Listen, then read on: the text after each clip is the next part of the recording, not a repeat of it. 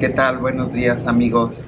Mi nombre es Emanuel Munguía Balvanera, soy profesor investigador de la Universidad Juárez Autónoma de Tabasco y hoy en este Festival del Bosque pues les quiero platicar un poco de la relación que hay entre el agua y el bosque, pero principalmente la gestión del agua que hacían los antiguos, los ancestros, que es muy importante retomar ese conocimiento.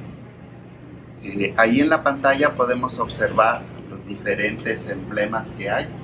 Está el escudo de la Universidad Juárez Autónoma de Tabasco y de mi división académica, que es similar a la Facultad de Ingeniería y Arquitectura. Yo pertenezco y soy colaborador en el Club de Ciencias de Jóvenes por la Ciencia, el cual está organizando a los jóvenes para hacer divulgación científica en diferentes aspectos. Y gracias a la Conagua que organiza este evento para poderles platicar nosotros de las investigaciones y los últimos conocimientos que hay relacionados con el agua, vinculados a los conocimientos ancestrales. También le damos la gracia a Papagayo por recibirnos en su estadía. Papagayo es el Museo Interactivo de Tabasco, está ubicado en Villahermosa. Los invito mucho a que asistan a él, hay cosas bastante interesantes. Bueno, vamos a empezar. ¿Qué era la tierra y el agua para los mayas? La verdad es que la cultura maya y la cultura prehispánica y la cultura mexica tuvieron un gran golpe porque fue destruida y casi exterminada en su totalidad, ¿sí? Pero los últimos descubrimientos e inclusive organizaciones internacionales como la UNESCO retoma que ese vínculo que había entre la naturaleza y el hombre era más estable que lo que tenemos ahora. Mucho se decía que los mayas nada más talaban y quemaban como práctica agrícola, ¿sí? Y que no había un eficiente manejo del agua. Pero las últimas investigaciones demuestran que no, que tenían realmente tecnologías avanzadas y que utilizaban mucho el recurso de la retícula de Canales. ¿Qué es la retícula de Canales? Ahorita lo vamos a ver, ténganme paciencia. Uno de los problemas que hay es que se piensa que el suelo tropical, como hay árboles enormes y mucha vegetación, es fértil, pero esto parece una contradicción, porque realmente el suelo tropical, o al menos en esta zona de Tabasco, la capa vegetal es muy delgada, entonces si se expone al sol fácilmente pierde su fertilidad, ¿sí? Entonces los mayas, para poder recurrir al agua, para tenerla disponible, para conservar los bosques y para poder producir alimentos, realizaron una serie de obras para capturar el agua, para almacenarla y para, en caso de que hubiera abundancia, fuera trasladada a otros lugares o vaciarlas a los cuerpos de agua, ríos o inclusive al mar, ¿sí? Entonces ellos lo hicieron por medio de canales. Les vuelvo a comentar que no se pensaba que los mayas utilizaran este recurso de canales o de una serie de canales. Estos descubrimientos se realizaron hace 2 años. Pero además ellos consideraban potabilizar el agua. Hay vestigios de que lo hacían y bastante bien. Y el concepto que los mayas tenían del agua era que era la leche de la madre tierra. Entonces, durante mucho tiempo pensamos que esa cultura pues era atrasada, los conocimientos europeos eran importantes, pero alguien nos engañó. Y es que a través de la visión de los españoles, quienes dijeron cómo eran estas tierras, se distorsionó bastante. Hay que recordar que los primeros españoles pues no eran muy cultos, que digamos, no eran geógrafos, no eran historiadores, no eran matemáticos, físicos, sino eran cooptados por Hernán Cortés y por Cristóbal Colón, pues de las cárceles. Era gente perseguida que ya no tenía nada que hacer por allá y nos los enviaron a descubrirlos. Estas son algunas imágenes que recopilé de diferentes bibliografías, bueno, no bibliografías, sino información de las culturas antiguas, ancestrales. La de arriba a la izquierda pues son las chinampas, pero muy esquemáticas, porque realmente las chinampas cubrían un poco más de tierra, los canales a lo mejor algunos eran más amplios, más cortos, y los sauces que se ven ahí fueron modificados por los aztecas para poder evitar que se derrumbaran las chinampas.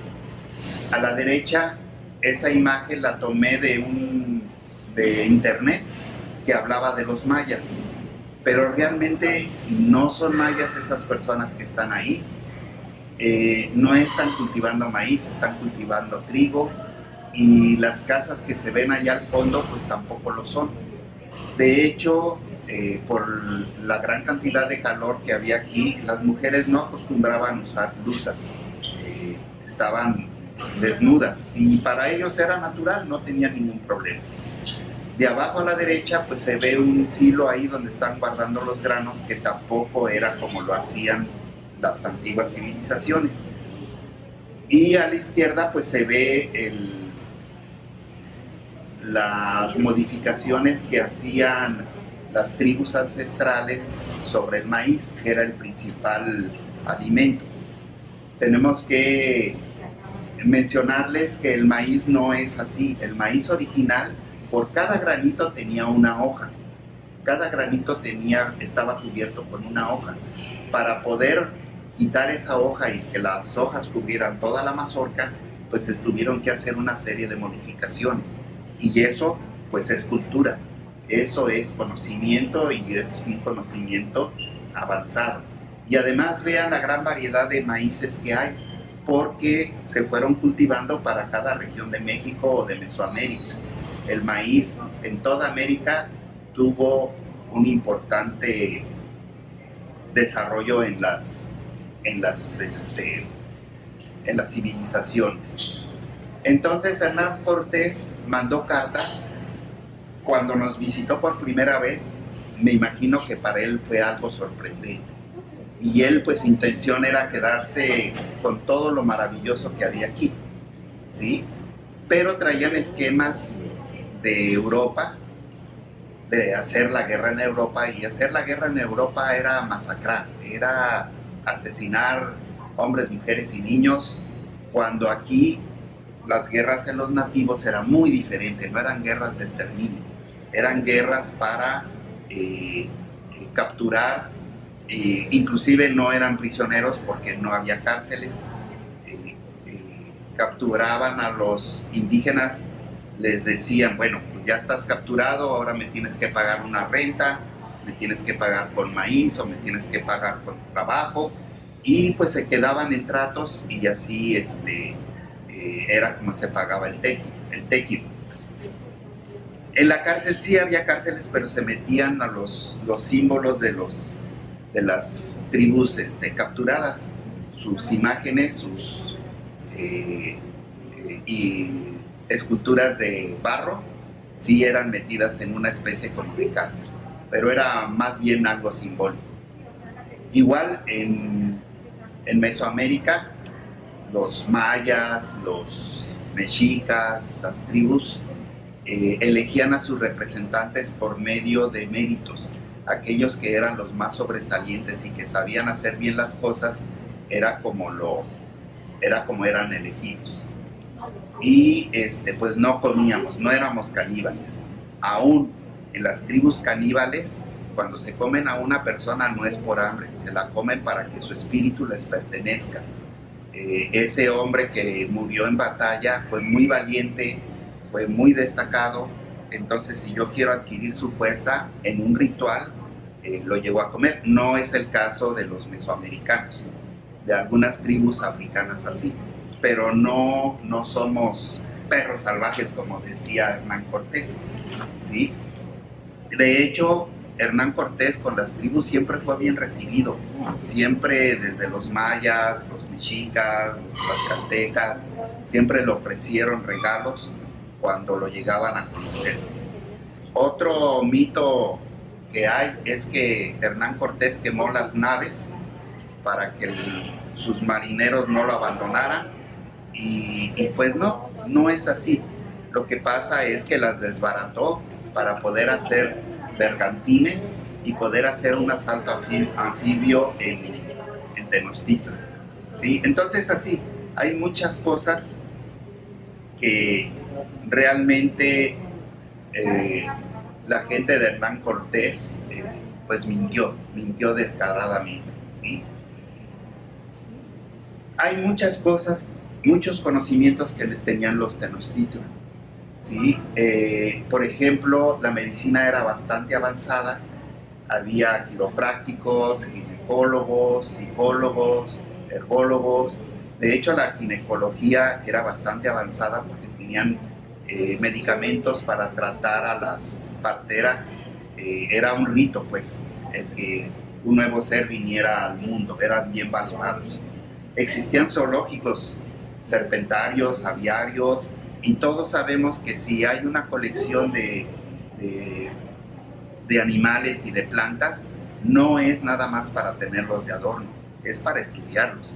Ellos estudiaban la naturaleza y bastante profundo. Y esto es lo más importante, fue la primera ciudad del mundo con educación obligatoria, pública y universal. Los mexicas, desde que eran niños, los más jóvenes, eran conducidos a la escuela y la escuela tenía diferentes perfiles. Entonces, un chico o iba a ser guerrero o iba a ser científico, y en esa forma los iban clasificando. También los comerciantes, ya el comercio estaba bastante desarrollado, no podían ocupar cargos públicos. Y el impuesto se pagaba con tequio, es decir, con trabajo a la comunidad o con especie, con cosechas o utensilios que se hicieran.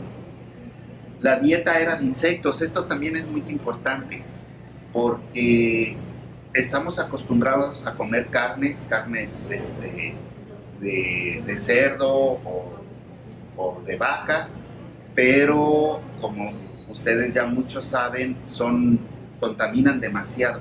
Sin embargo, otra fuente de proteínas pues son los insectos, y son bastante agradables y se preparan muy bien. Además, el maíz, el frijol y la calabaza, es decir, la milpa. La milpa es muy importante porque es el sacarle el mayor provecho a la tierra. Y si ellos le sacaban el mayor provecho a la tierra, quiere decir que los bosques podrían estar intactos. Recuerden que no había medios de transporte, entonces tenían que producir cerca de su casa y la mayor producción posible. Y los famosos quelites, que son una gran variedad de vegetales comestibles y que desgraciadamente se está perdiendo la tradición de alimentarse con los quelites. Y el chile, y carnes había, carne de conejo, guajolote y sobre todo de venado. Entonces, para poder llegar a esos cultivos, la gestión del agua era bastante importante. Tenían que aprovecharla. Tenían el principio de retenerla. Es decir, cuando llovía, había que frenarla, que no agarrara carrera y se fuera corriendo. Había la intención de guardarla, es decir, conservarla para tiempos en que se escaseaba. Y en caso de que hubiera mucha abundancia de agua, pues entonces había que conducirla a otros lugares donde había sequía, o definitivamente ya al mar o a los ríos. Cosa que a veces olvidamos, y que ante inundaciones lo que pensamos es sacar el agua lo más rápido posible. Bueno, y además los mexicas eran muy limpios, ¿sí? Siempre había baños públicos, los desechos eran gestionados como abono, el agua tenía que ser limpia, cosa que los españoles no tenían. Los españoles acostumbraban bañarse muy pocas veces al año. El drenaje no existía en las ciudades en aquel entonces en España. Hacían un canalito en la calle y por ahí iban flotando los desechos, etc.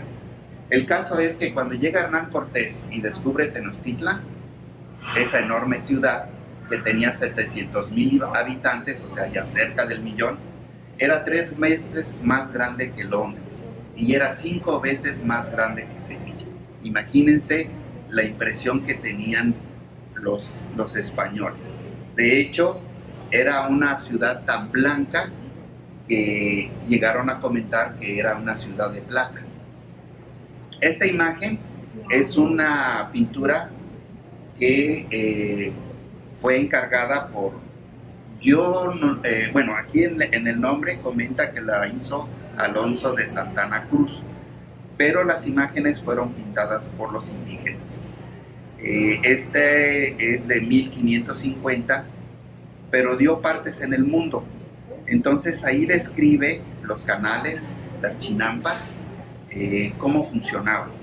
Era todo un ecosistema en donde se puede ver ahí indígenas pescando con redes, se ve un pato nadando, se ven inclusive cosechando algunos indígenas, al fondo se ven algunas casas y abajo a la izquierda está la total de esa imagen que fue digitalizada, obtuvo un premio, pero lo interesante aquí es que si ustedes ven esa imagen, más adelante les voy a pasar otra imagen de Holanda donde los pólders, algo semejante a las chinampas, elaboraron ellos en su tierra para evitar las inundaciones, rescatar la tierra y pues es bastante parecida a esta imagen. Podríamos sospechar o hacer chisme de que dentro de la gente de Hernán Cortés había holandeses que encargaron este plano y vieron cómo los mexicas pudieron mantener separada el agua salada del agua dulce, mantener el nivel de los canales y controlarlos para poder cosechar de forma óptima, y como esta tecnología apareció poquito después en Holanda. Podríamos pensar que a lo mejor nos copiaron, pero es obvio que jamás nos iban a dar crédito, porque pues ellos eran los ganones, no podían conseguir que aprendieran de los mesoamericanos. Los últimos descubrimientos de los mayas han sido sorprendentes. Las obras que han hecho magníficas, y una de estas últimas que se descubrió hace poco tiempo, el año pasado, para ser más preciso, por un japonés, Takeshi Inomata, en donde hay unas plataformas enormes en el territorio de Tabasco, en Balancán, y donde estas plataformas monumentales muy bien adornadas por capas y con una serie de edificios alrededor, data de hace 1000 años antes de Cristo. Es decir, son 3000 años de antigüedad que tienen estas obras. Imagínense, con la llegada de los españoles fueron 500 años que estamos viviendo. Imagínense la civilización y una civilización culta en 3000 años, que no puede hacer. Entonces esta ciudad también estaba rodeada por canales, había canales y al fondo se puede apreciar un río, un cuerpo de agua de donde podían suministrar agua y alimentos para poder hacer estas edificaciones. Y bueno, esto se acaba de descubrir. La imagen de abajo a la izquierda es una imagen de la topografía que se hace por medio de la tecnología LIDAR y es sacada de la información que tiene INEGI. Cuando nos enteramos, el grupo de investigadores que tenemos allí en la universidad, de las imágenes de Takeshi, pues inmediatamente fuimos a nuestra topografía que nos ofreció el INEGI, que está libre para todo el mundo, y descubrimos que sí, que ahí estaban los edificios. Entonces imagínense, ahora con la tecnología moderna podemos ver las obras antiguas que tenían los mayas. Y eso es lo que hizo Beach y otros investigadores. Estas imágenes son de la zona de Belice, ¿sí? Donde el bosque pues ya las había cubierto completamente. Y gracias a los vuelos LIDAR, pues podemos descubrir que la retícula de canales lo usaban los mayas, igual que los mexicas. Es decir, estas técnicas ancestrales son valiosas. Más adelante les voy a comentar por qué es importante la retícula de canales para mantener el bosque, para mantener cultivos productivos y para controlar sequías e inundaciones. Y más adelante les voy a platicar qué países sí lo están aplicando y que, bueno, por lo menos en el territorio de Tabasco deberíamos de retomarlo. Entonces, en las imágenes, abajo, casi en el centro, se ven unos cuadritos que son los canales que hacían los mayas. Abajo a la derecha se ve una zona media azulita, más o menos, que es el caudal de un río. Entonces tomaban el agua de los ríos y con ello la conducían a través de esa serie de canales. Arriba a la derecha se ven más canales extendidos casi por toda una zona más o menos amplia y también modificaciones a los ríos para poder captar el agua.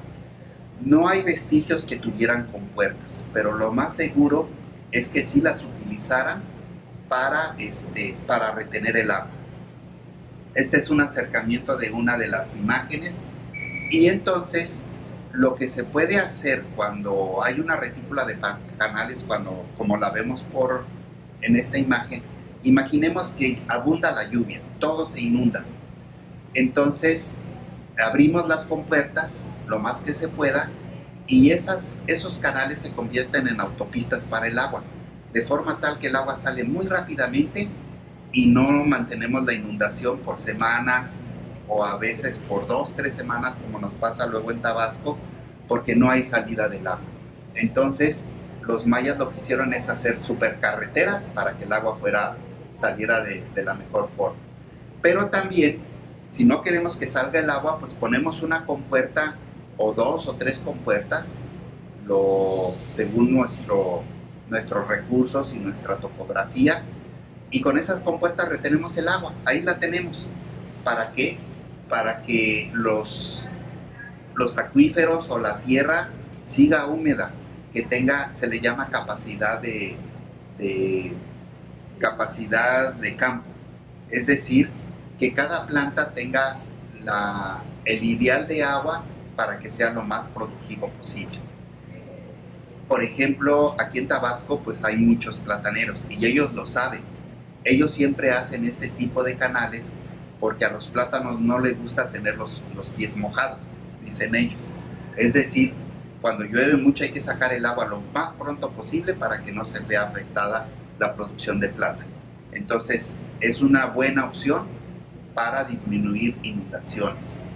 Y con medio de compuertas, pues para mantener el agua ahí, al tenerla almacenada. Esto hace que si nosotros pasamos el agua cuando viene con mucha fuerza a través de estos canales, el agua pierde fuerza. Es decir, su actividad destructiva por tanta energía cinética que tiene el agua se puede aminorizar así. O también sembrando árboles, sembrando bosques. Entonces, estas retículas pues ya no se ven tan cuadradas, digamos, pero es porque se van adaptando a la topografía del campo. Estas imágenes, les vuelvo a repetir, pues son de los mayas, recientemente descubiertas. Pero además de recargar los acuíferos, que esto es muy importante para los bosques, para que haya árboles grandes y abundantes, los acuíferos tienen que tener agua. Y una vez que está el bosque mantiene la humedad en el agua, evita que los rayos solares evaporen esa agua y se mantiene la vegetación y pues un mejor ecosistema. También estas retículas de canales estaban muy cerca del mar.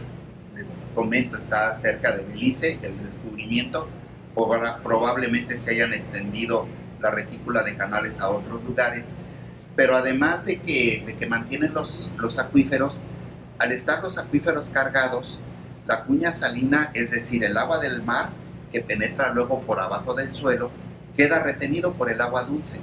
Entonces, si nuestros acuíferos tienen agua dulce, sobre todo los acuíferos costeros, el agua salada no entra y no daña ni el bosque ni los cultivos. Además, habiendo bastante vegetación, se controla la temperatura del medio ambiente y como hay canales, pues podemos cultivar peces. Se pueden dar peces como lo hacían los aztecas y muy probablemente lo hacían los mayas. Entonces, la retícula de canales no la hemos descubierto aquí en Tabasco, pero casi estoy seguro que si hacemos una investigación, las podríamos encontrar. Hay obras que inclusive tan antiguas como estas compuertas en el río Usumacinta. El río Usumacinta es de los más caudalosos en México y estas barreras de roca, de piedra, las hicieron los mayas. Es decir, estamos hablando que tienen alrededor de 1000 o 2000 años de antigüedad. ¿Para qué eran estas barreras? Y de hecho actualmente en México no se está utilizando esta tecnología. Estas barreras es para, en el caso de que haya sequía, se mantenga el agua del río. ¿Sí? Hace pequeñas represas y pues ahí se conserva la humedad para el acuífero, la humedad para las plantas de alrededor y el agua suficiente para que estén los peces ahí en esa zona. Cuando es abundante el agua, que lo más seguro los mayas también se llegaban a inundar y en forma frecuente, pues la energía del agua, hagan de cuenta que es en una calle los topes. Entonces viene el agua muy rápido de la parte alta, pero como hay una serie de topes, pues va perdiendo esa energía y entonces si nos llega a inundar, pues no es tan escandaloso, digamos. Entonces, pues a mí me gusta soñar un poco y me gustaría pensar que en lugar de mandarnos asaltantes o asesinos, nos hubieran mandando geógrafos, botánicos, médicos, que ellos hubieran sorprendido del conocimiento. Y claro, los europeos también tenían otros conocimientos y nosotros teníamos unos conocimientos, si los llegáramos a juntar, los dos saldríamos muy bien beneficiados. Pero no, desgraciadamente no sucede eso. Y entonces, esta es una foto actual, es una foto de aplicación de la retícula de canales que, como ya comenté, la tenían los mayas. Se vio más visible en Tenochtitlán, pero esta foto es una foto donde se le está ganando terreno al mar, donde hay más agua dulce que agua salada y donde, pues como el suelo todavía no se ha compuesto lo suficiente, pues hay pastos para las vaquitas. ¿En dónde es esto? Pues pueden ver abajo a la izquierda un molino de viento y esos molinos de viento pues los usan mucho los holandeses, en donde ellos controlaban la cantidad de agua. Si había en abundancia, pues a través de esos molinos la bombeaban al mar o a otro lugar. Entonces son tecnologías que aún se siguen usando. Y este es el polder del mapa que yo les había dicho anteriormente, de 1550, donde se hace el primer trazado de pólders en Holanda, siguiendo los mismos principios de los mexicas: separar el agua dulce del agua salada. En el caso de los mexicas, el lago de Texcoco, que es de agua salada, por medio de compuertas y de barreras, la separaron del agua dulce de los otros cinco lagos que había en la Ciudad de México ahora. Los holandeses también lo hicieron con un lago que está a la derecha, pusieron una barrera para separar el agua salada del mar del agua dulce que llegaba de los ríos. Después hicieron canales primarios, que son toda la orilla de esa imagen, igual que lo hicieron los mayas. En el caso de los mexicas no, pero los mayas sí lo hicieron, canales principales para conducir el agua y después esa retícula de canales secundarios para cultivar los alimentos. Alrededor pues hay bosque, como hay gran producción de alimentos en los pólders, los bosques quedan intactos. Y este polder sigue produciendo, es el primero que hay en Holanda y actualmente pues sigue generando alimento. Entonces, este es Holanda, pero me gustaría mucho que fuera Tabasco. Si no nos hubieran destrozado nuestros conocimientos los españoles, seguiríamos nosotros en Tabasco igual que los mayas haciendo canales. Y así serían nuestras casitas. Bueno, no serían así, porque los techos inclinados es para en caso de nieve se resbale la nieve. Probablemente no tuviéramos techos inclinados, sino más horizontales, pero serían así de vistosos, llenos de plantas, lanchitas por donde quiera, o aquí en Tabasco tenemos unos cayucos que son troncos labrados para hacer los lanchitas. Sería una cosa hermosa. Así como Tenochtitlán. Miren, aquí hay unas imágenes de gente que reivindicamos la cultura mexica y sus grandes obras. Pueden ver ahí grandes monumentos, árboles que eran importantes para que no se derrumbaran las chinampas o la tierra firme, árboles especializados donde el agua no les afecte tanto y ¿cómo se llama? Sean frondosos y corten el viento. Aquí hay otras imágenes de Tenochtitlán y pues yo lo dejaría ahí, esta plática. Entonces, como colorario, como reflexión, con el agua, ¿qué tenemos que hacer? Pues igual que los antiguos ancestros, es retenerla, guardarla, y cuando abunda, entonces sí, ya la trasladamos a otros lugares que hagan falta o al mar. Pero esa estrategia la tenemos que cumplir para que los bosques y nuestros alimentos sean producidos de la mejor manera. Pues muchas gracias por escucharme. Yo le agradezco esta invitación para platicar con ustedes y pues me despido enviándoles un gran saludo por parte de mis autoridades, de la Conagua, de Papalote, Papagayo. Es que un papagayo es un papalote, pero aquí en Tabasco le llamamos papagayos. Entonces, Papagayo, Museo del Niño, lo recibirá con los brazos abiertos y pues reivindicar a mi club de ciencias de la universidad, que siempre está buscando este tipo de eventos para platicar con ustedes.